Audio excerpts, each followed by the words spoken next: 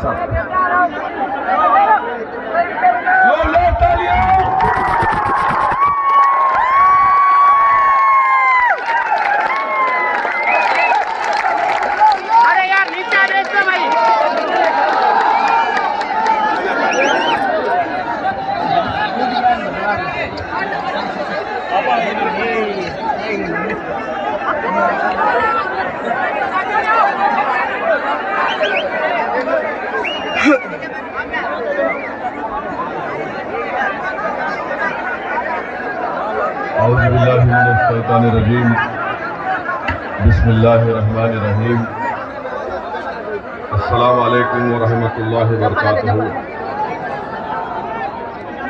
मंच पर बैठे हुए हमारे बड़े भाई मोहतरम जनाब उज़रहम मेघवाल जी साहब, मनवेंद्र सिंह साहब, मजलिस इत्तेहादुल मुस्लिमीन राजस्थान के कोर कमेटी के सदर जनाब जमील खान साहब,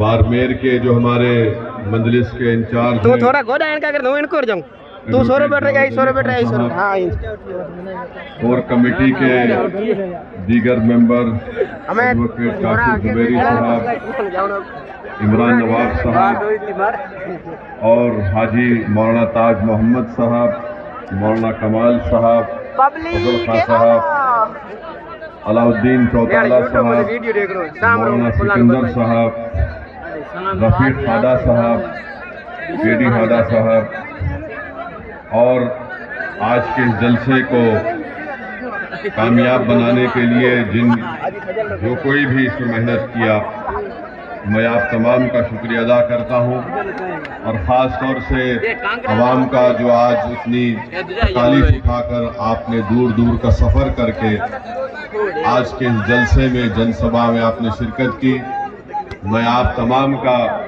शुक्रिया अदा करता हूं कि आपने तकालीफ उठाकर आज यहाँ पर आए और मुझे यकीन है कि इतनी बड़ी तादाद में आपका यहाँ पर आना यकीनन मजलिस के जिम्मेदारों के हौसलों को बुलंद भी करता है और हमको इस बात का एहसास दिलाता है कि हम पर भी एक बहुत बड़ी जिम्मेदारी है कि अवाम ने हम पर इत्मीनान और भरोसा किया है और हमको इंशाअल्लाह ताला आपके इत्मीनान और भरोसे पर मेहनत करके हमको आगे बढ़ना है। मैं आपका शुक्रिया अदा करता हूँ कि आप लोग और आपका यहाँ पर आने का मकसद एक ही है कि आप जानते हैं कि मजलिस के प्लेटफॉर्म से ही ओवैसी और जमील और जावेद की जबान से ही आप सच्चाई को सुनते हैं, आप कमजोरों की हक की बात को सुनने के लिए आए हैं, आप मजलूमों के इंसाफ के लिए आप यहाँ पर आए हैं, आप जालिम हुक्मरानों को एक पैगाम देने के लिए आप यहाँ पर आए हैं। मैं आपका शुक्रिया अदा करता हूँ क्योंकि मजलिस के प्लेटफॉर्म से हमने हमेशा से पिछले 65 साल से कमजोरों की लड़ाई लड़ी है और जब मजलिस कमजोरों की लड़ाई लड़ती है तो मजलिस ये नहीं देखती कि कमजोर का ताल्लुक किस बरादरी से है, किस समुदाय से है, किस मजहब से है। मजलिस का मानना यह है कि जो कमजोर है वो असदुद्दीन ओवैसी की आंख में मजबूत है। मजलिस का मानना यह है कि हुक्मरान चाहे कोई भी हो, चाहे दिल्ली का प्रधानमंत्री हो या राजस्थान का मुख्यमंत्री हो, अगर वो जनता के लिए काम नहीं करेगा, इंसाफ नहीं करेगा तो यकीनन मजलिस इनके खिलाफ खड़े होती आई है और मजलिस खड़ी होती रहेगी। मेरे अजीज दोस्तों और बुजुर्गों, मजलिस का प्लेटफॉर्म सच्चाई और हक की आवाज बुलंद करने का प्लेटफॉर्म है। मजलिस का प्लेटफॉर्म किसी की चापलूसी करना या फिर किसी हुक्मरान के आगे घुटने टेक देना या फिर उनकी खुशामद करना, ये मजलिस का प्लेटफॉर्म नहीं बना है, ना कभी बनेगा इंशाअल्लाह ताला।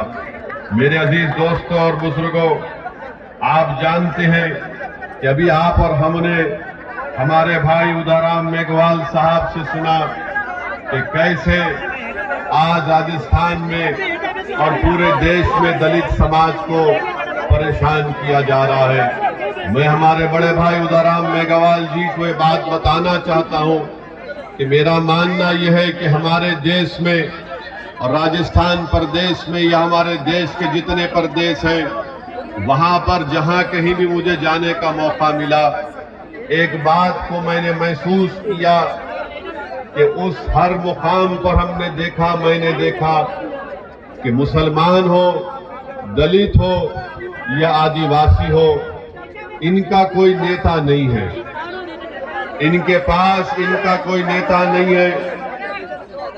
और जब चुनाव आता है तो मुसलमान हो, दलित हो, आदिवासी हो, सबसे ज्यादा अगर कोई वोट डालता है तो मुसलमान, दलित और आदिवासी वोट डालता है। मगर आज आपको इस बात को समझाने के लिए भी आया हूं कि जब तक ये कमजोर समाज इस बात को महसूस नहीं करेंगे और एक तय नहीं कर लेंगे कि हम वोट डालते आए हैं मगर अब हमको वोट लेना पड़ेगा, और जब आप वोट लेने की बात करेंगे तब आप अपने दरमियान से किसी को अपना नेता बनाना पड़ेगा। ये वक्त मेरे बुजुर्गों, मेरे नौजवानों, ये वक्त आपको पुकार पुकार कर कह रहा है कि अब ये वक्त दलित मुसलमानों को मिलकर अपने नेता को बनाना पड़ेगा। अगर आप अपने नेता को नहीं बनाएंगे तो फिर इसी तरह से आपको रोना पड़ेगा कि मुझसे इंसाफ नहीं हुआ। और इस बात को याद रखिए, ये दुनिया आपके आंख से बहते हुए आंसुओं की कदर नहीं करती। ये दुनिया और इस दुनिया पर हुक्म सादिर करने वाले हुक्मरान उसी वक्त लोगों आवाम से डरते हैं जब आवाम उनकी आंख में आंख डालकर उनसे कहेगी कि अगर तुम हमारा हक नहीं दोगे तो हम तुमको सत्ता से हटा देंगे, तुमको कुर्सियों पर बैठने नहीं देंगे जब तक कि तुम हमारी मसाइल को, हमारे काम को नहीं करोगे। तो इसीलिए मेरे अजीज दोस्तों, यही पैगाम हमारा है कि अब हम बहुत रो लिए। 50-60 साल आपने कांग्रेस को कभी वोट दिया तो कभी भाजपा को दिया, आपने बीजेपी को दिया, फिर आपकी आंख में आंसू जारी रहते हैं, आपको तकलीफ होती रहती है। बताइए मेरे अजीज दोस्तों, आप सिर्फ चुनाव में वोट डालेंगे और फिर 5 साल तक हम रोते रहेंगे क्या?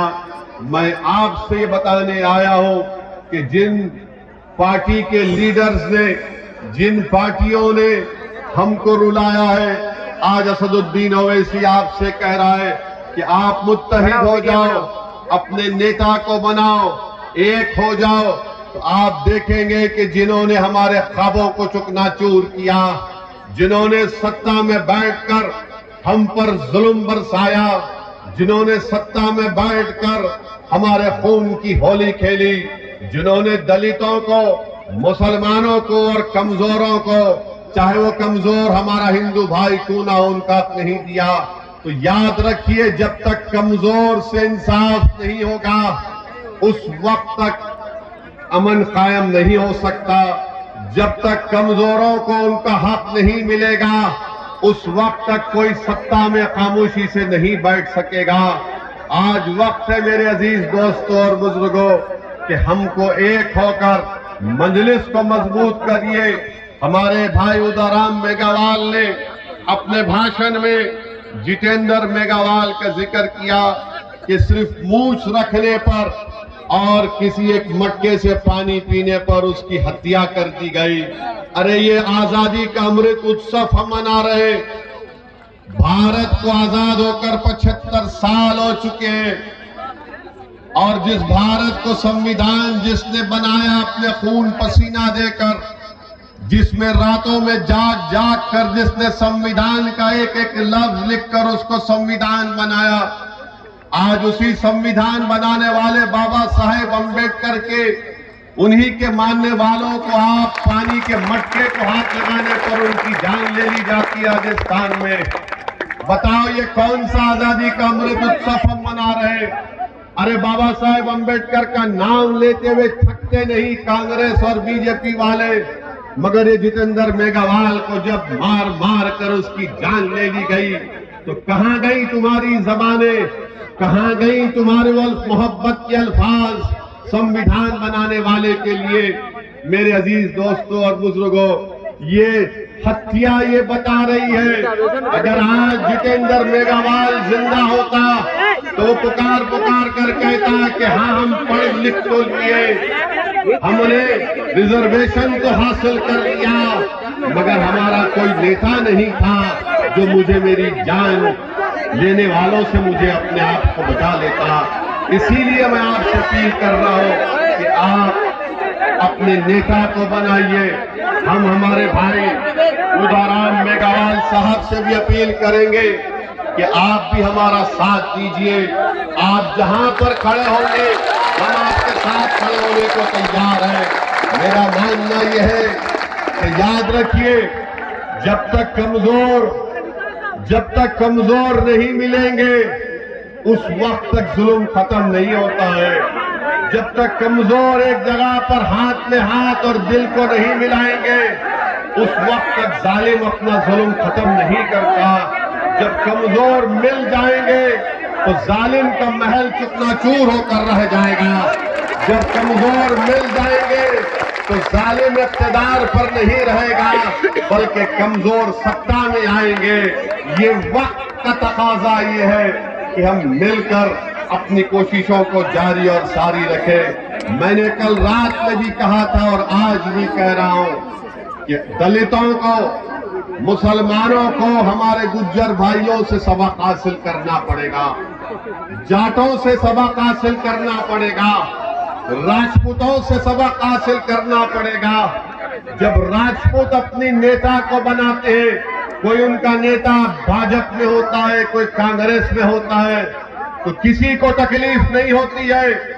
जब जाटों का नेता कांग्रेस में होता है और बीजेपी में होता है तो किसी को तकलीफ नहीं होती है। जब इन समाजों का बड़ा बड़ा नेता हर पार्टी में मौजूद है, मगर जब दलित खड़े होकर कहता है कि मैं मेघवाल को अपना नेता बनाऊंगा, जब मुसलमान खड़े होकर कहता है कि हाँ ओवैसी जो बात कह रहा है कि राजस्थान में मुसलमानों का नेता होना चाहिए, तो सबके पेट में दर्द शुरू हो जाता है। अरे जब गुज्जर का नेता हो सकता है, राजपूत का नेता हो सकता है, जाट का नेता हो सकता है, अरे हर बरादरी का नेता हो सकता है, तो क्यों नहीं राजस्थान के दलित और मुसलमान अपना नेता बनाते हैं? बनाओ अपने नेता को। क्या आप अपने नेता को बनाएंगे? क्या आप अपने नेता को बनाएंगे? ये नेता आपके दरमियान से उठेगा, कोई आसमान से आने वाला नहीं है, कोई जमीन के नीचे से निकल कर नहीं आएगा, वो तुम्हारे दरमियान से उठेगा। उसको तुमको अपना नेता बनाना पड़ेगा। और अगर तुम नेता बनाओगे तो याद रखो, जितेंद्र मेघवाल की जिस तरह हत्या की गई, कोई माइका लाल, कोई जालिम दोबारा कोई जितेंद्र मेघवाल को मारना तो छोड़ो, उसको हाथ लगाने से पहले सोचेगा। अगर राजस्थान के मुसलमान अपना नेता बनाएंगे तो आप और हम इंशाअल्लाह ताला, जिस तरह आपकी हमारी आंखों ने जुनैद और नसीर की हत्या को देखा, हम उस हत्या को नहीं देखेंगे, उस पर रोक लग जाएगा। क्योंकि मारने वालों को, जुल्म करने वालों को मालूम हो जाएगा कि मुसलमान राजस्थान का, दलित राजस्थान का जाग चुका है। वो अब तुम्हारे जुल्म को सहने वाला नहीं है, वो कि तुम्हारी बात से डरने वाला नहीं है, वो तुम्हारे झूठे वादों पर एतमाद नहीं करेगा, बल्कि वो अपने मुकद्दर के फैसले करेगा। जो लोग दलित और मुसलमानों का इस्तेसाल और एक्सप्लॉयटेशन करते हैं, वो क्या चाहते हैं कि हम इनके गुलाम बनकर रहे, हम इनके ताबे रहे, और वो ये चाहते हैं कि हमारे मुकद्दर के फैसले वो करेंगे। तो सुनो कांग्रेस और बीजेपी वालों, तुम एक कमरे में बैठकर दलित और मुसलमानों के मुकद्दर के फैसले नहीं करोगे, बल्कि हम तुम्हारे सामने कुर्सी डालकर, मेगावाल पैर पे पैर डालकर, वैसे ही तुम्हारी आंखों में आंखें डालकर कहेंगे करोगे। हम जो बोलेंगे हमारे समाज के बारे में, जो हम बेहतर जानते, तुमको करना पड़ेगा। तो मेरे अजीज दोस्तों और बुजुर्गों, इस बात को आपको महसूस करना है। मैं, हमारे भाई ने कहा कि जितेंद्र मेघवाल को गहलोत सरकार ने सिर्फ 8 लाख रुपए दिए। वो पुलिस वाले भाई, भाई साहब रुक जाइए, छोड़ दीजिए, हमारी मोहब्बत में है।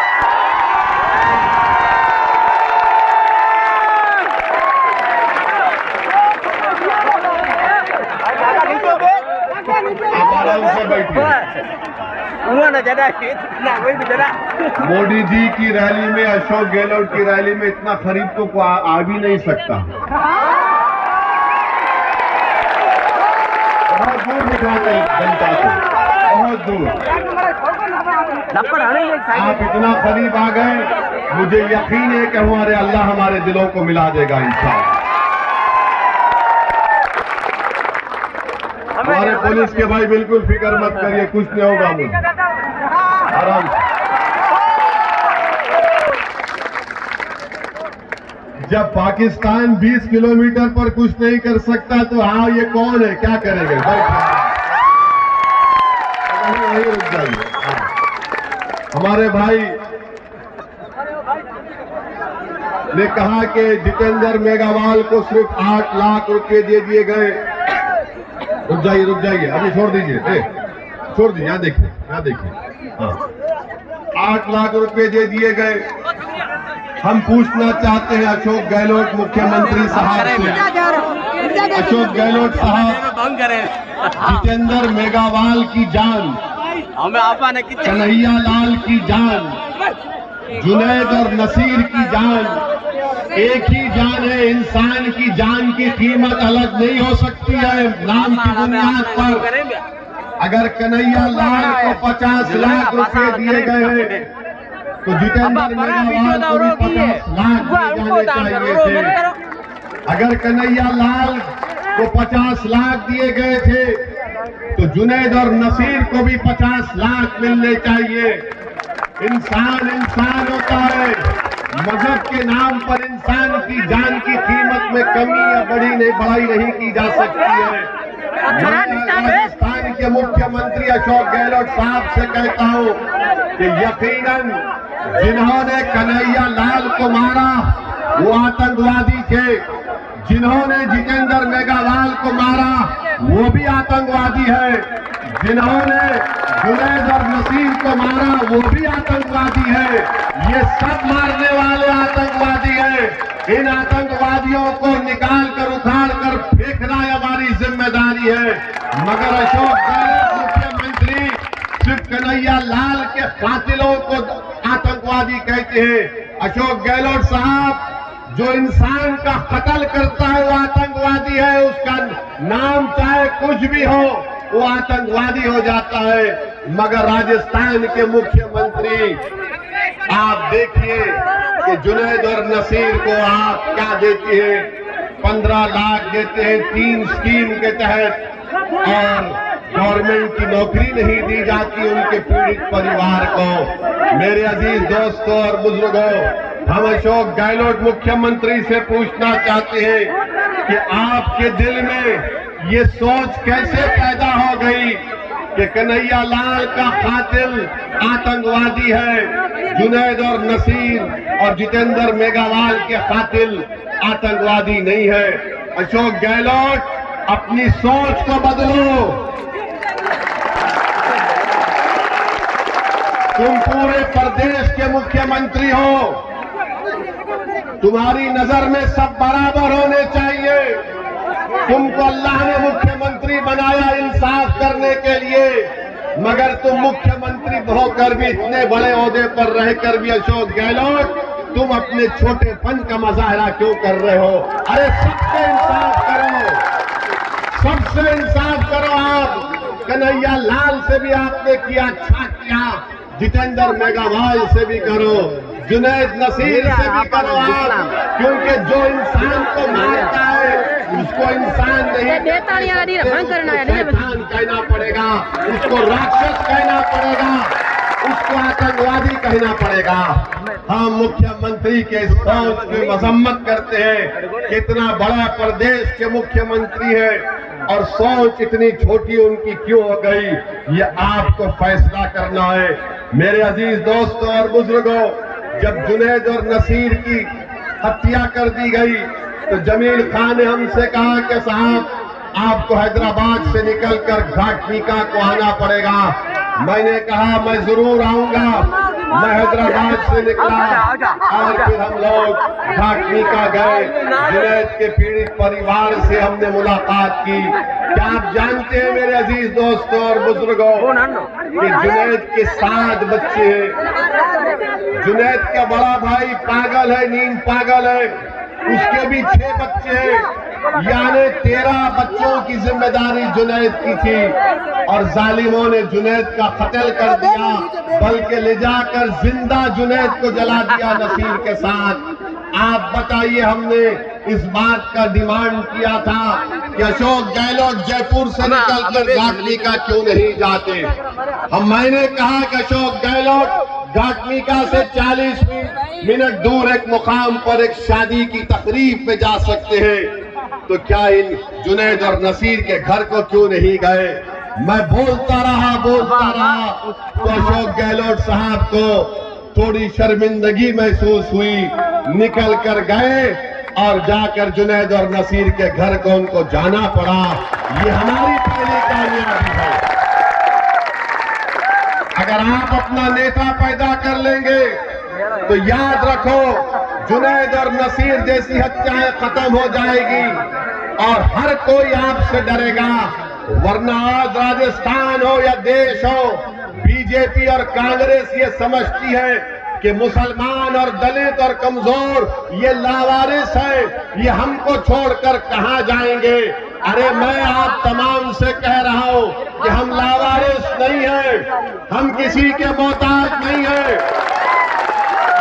अगर हम मोहताज हैं तो रब्बे करीम के मोहताज हैं, हम इंसानों के मोहताज न थे न कभी रहेंगे। खुदा ना खास्ता, अल्लाह हमारे लिए काफी है। मगर ये बीजेपी और कांग्रेस के लोग ये समझते हैं कि ये लावारिस है, इनको छोड़ दिया जाए, ये कहीं पर नहीं जाएंगे। अरे अब तुम जाग जाओ कांग्रेस और बीजेपी वालों, अब राजस्थान की राजनीति में एक विकल्प पैदा हो चुका है, उसका नाम मजलिस-ए-इत्तेहाद है। और हम तमाम 36 बरादरियों के पास जाकर बात करेंगे, हम दलित भाइयों से बात करेंगे, उन सबको साथ लेकर आगे बढ़ेंगे। ये कांग्रेस और बीजेपी मैच फिक्सिंग करती है कि 5 साल अशोक गहलोत और 5 साल महारानी बैठेंगे। अब ये नहीं चलने वाला है। अभी आप जो घर में बैठकर बोलते हैं कि 5 साल मैं बैठता हूं, 5 साल तुम बैठ जाओ, अब कोई नहीं बैठेगा। अब तुम्हारी कुर्सी पर हमारी नजर है, अब हमारी कुर्सी पर हम बैठेंगे, तुमको नहीं बैठने देंगे हमारी कुर्सी पर। तुमने 60 साल हमारी कुर्सी पर बैठकर हम पर जुल्म किया, तुमने इंसाफ नहीं किया। अब तुम्हारी कुर्सी पर हमारी नजर है और हम अपनी कुर्सी को हासिल करेंगे इंशाअल्लाह ताला। हम अपनी आवाज को राजस्थान की विधानसभा में भी जाएंगे। अगर हमारा ये भाई मेघवाल जीत जाता तो राजस्थान के असेंबली में एक तूफान मच जाता। मगर क्यों जीतने नहीं दिया? क्योंकि जानते हैं कि गुलामी नहीं करेगा, ये सच्चाई को बयान करेगा, इसलिए रोकते हैं।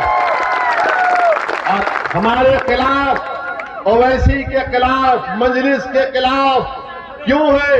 क्योंकि जानते हैं कि ये सरफिरा है, किसी के बाप को सुनने वाला नहीं है। मैं ताकत के आगे झुकने वाला नहीं हूं, मैं दौलत के आगे बिकने वाला नहीं हूं। मैं अपने जमीर को, अपने ईमान को बेचने के लिए तैयार न था, न कभी रहूंगा इंशाअल्लाह ताला।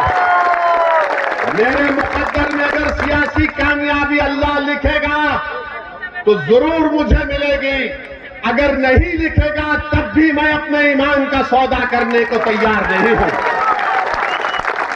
आप मेरा साथ दे या ना दे, मगर मैं तुमको चाहने वाला हूं, मैं तुम्हारा दीवाना हूं, मैं तुमको मानने वाला हूं। मैं यहां पर इसलिए नहीं आया हूं कि तुम मुझे कामयाब कर दो या मेरी पार्टी को कामयाब कर दो।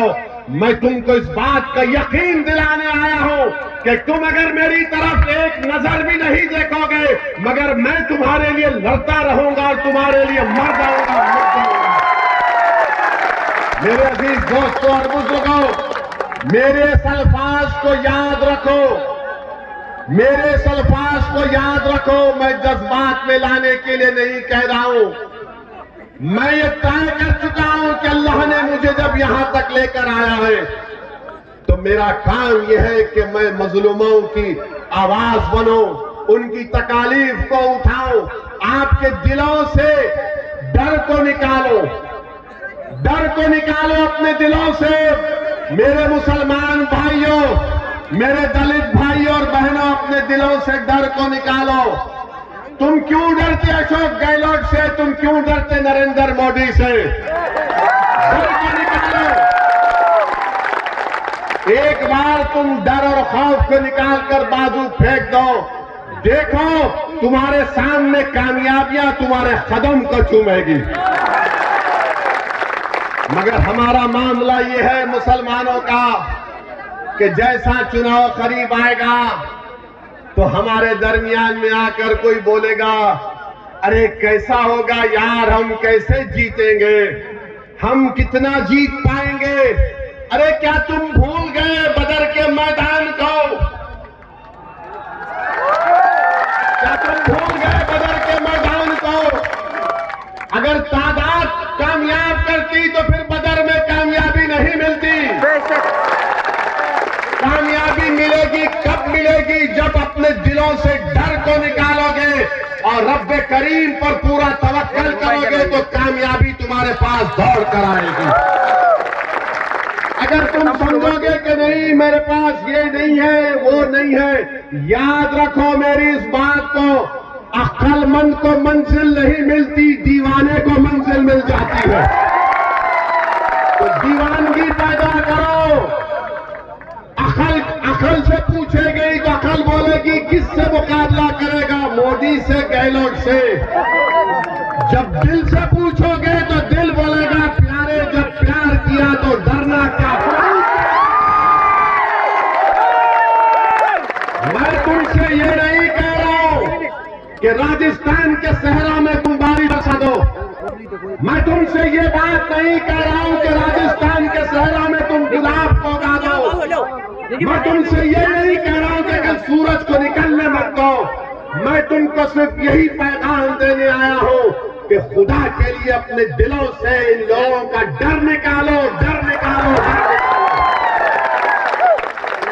तुम जब डर निकाल दोगे तो नतीजे की फिक्र करना छोड़ो, अल्लाह का काम है। आज तुम कोशिश करो, कल हमको कामयाबी इंशाअल्लाह ताला हमको मिलेगी। मेरे इज्जतदार दोस्तों, बुजुर्गों, आपको ये भी बताने आया हूं कि हमको बताया गया, अभी आपके बुजुर्गों ने बताया कि प्रोहिबिटेड एरिया है जहां पर आपको जाने नहीं दिया जाता है। 6 पुलिस स्टेशन इंशाअल्लाह ताला में मालूमात हासिल करके वो कोशिश करूंगा कि उसमें आपको परमिशन मिल सके। उस तरीकेकार क्या है मैं मालूम करके उस पर काम करूंगा। मैं वादा करता हूं इंशाअल्लाह ताला इस बात पर। दूसरा हमसे कहा गया कि यहां पर आप जानवर भी जाते हैं, बकरे जाते हैं और फिर बकरों का रेट नहीं मिलता, 6-6 हजार रुपये कम मिलता है। तो हम पूछना चाहते हैं अशोक गहलोत की सरकार से कि अशोक गहलोत की सरकार ने पॉइंट उतारे एक स्कीम निकाली थी, उस स्कीम का नाम था गौ सेवा सेस, यानी टैक्स, एक नया टैक्स उन्होंने गौ सेवा के नाम पे शुरू किया। 2019 और 22 में अशोक गहलोत सरकार को 3 साल में 2170 करोड़ रुपए मिले। इस टैक्स में 2170 करोड़ रुपए मिले। अब हम मुख्यमंत्री से पूछना चाह रहे हैं, पैसा कहां है मुख्यमंत्री जी? पशुपालन सिर्फ गाय का नहीं होता, पशुपालन बकरे का भी होता है। बताओ फिर वो 2170 करोड़ रुपया आपने क्यों इस्तेमाल नहीं किए? क्या इनके पास जो एक मुसलमान एमएलए जीत कर आए हैं वो मुंह नहीं खोलते?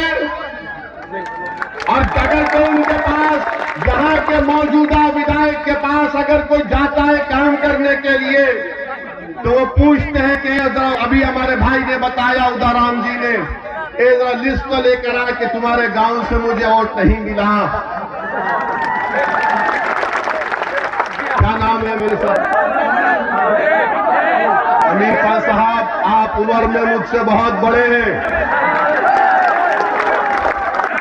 मगर मैं भी एक राजनीति के घराने से आता हूं। मैं भी 28 साल से राजनीति में हूं।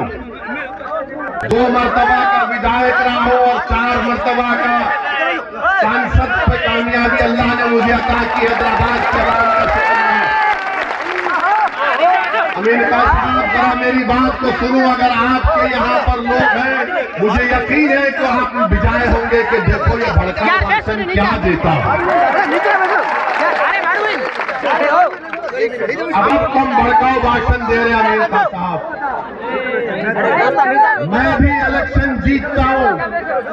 हैदराबाद में हमारे दफ्तर का नाम दारुल सलाम है। खुला दफ्तर है, कोई दरवाजे नहीं है, कोई भी आकर मुझसे मिल सकता है, कोई सिक्योरिटी नहीं, कोई रोक टोक नहीं। इलेक्शन जैसा खत्म हो जाता, मेरे पास बीजेपी के, कांग्रेस के वो तमाम लोग आते जो मेरे मुखालिफ में इलेक्शन में काम किए थे, और मैं अपनी जबान से कभी उनको ऐसा भी नहीं कहता हूं कि क्यों आए यहाँ पर, बल्कि इज्जत देकर उनको बिठाता हूं और पूछता, बोलो क्या काम है तुम्हारा? उनका काम करा के हम भी जाते, काम हो ना हो, मगर उनको इज्जत से पेश आते। जब कोई हमारे ऑफिस पर आ जाता है तो हमारी जिम्मेदारी है कि उसका मान सम्मान रखे। और बहादुर इंसान तो वो है कि चुनाव के बाद वो सबको साथ लेकर चले, वही तो इंसान और नेता बन सकता है। मगर ये कि आप इतने बड़े पुराने आदमी हैं और कोई आपके घर को आया तो आप पूछते हैं कि तुमने वोट नहीं दिया।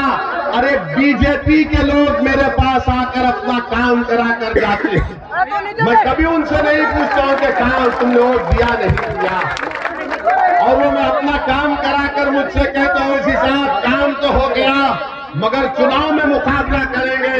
मैंने कहा कि प्यारे तुझे मैं शर्मिंदा होने नहीं दूंगा, फिर हराऊंगा मैदान में। ये दम होना चाहिए, ये एतमाद होना चाहिए।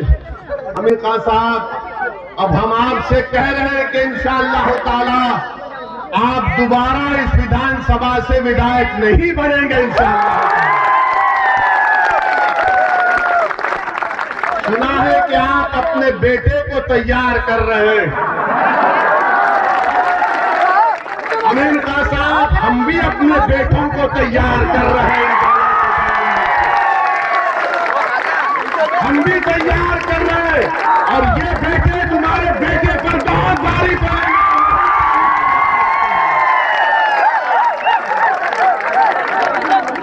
ये राजा रजवाड़े खत्म, अरे यार करो कि ना पागला बेटा है जो काबिल होगा, जिसके दिल में अल्लाह का खौफ होगा, जो गरीब और मजलूमों के लिए मर मिटने का जज्बा होगा, जो जालिमों से पंजा आजमाई करेगा, वही गरीबों का नेता बनेगा।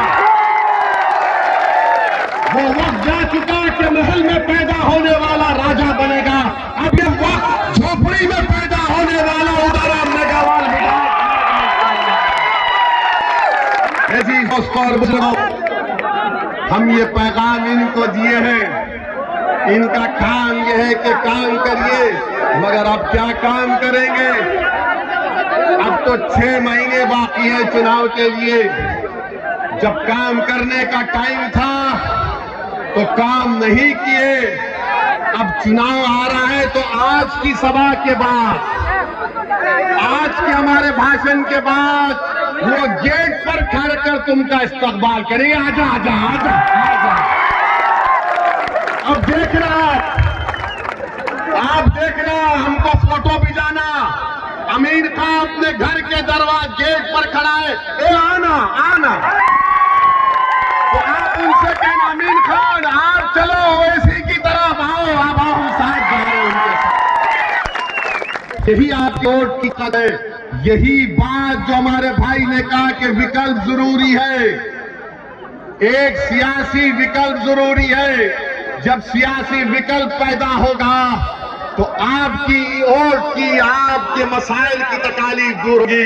मेरी दोस्तों और बुजुर्गों, एक और बात आपको कहना चाहूंगा अपनी बात को खत्म करने से पहले, कि हमारे देश के प्रधानमंत्री नरेंद्र मोदी जब से बने हैं, पिछले 9 साल में सबसे ज्यादा आतंक, ये जो लोग गांव रक्षक के नाम पर आतंक फैलाते हैं, अरे गाय से हमारे हिंदू भाइयों को अकीदत है, हम मानते हैं, मगर ये कौन लोग हैं जो गाय का नाम लेकर पीलू खान को मार दिए, रघुवर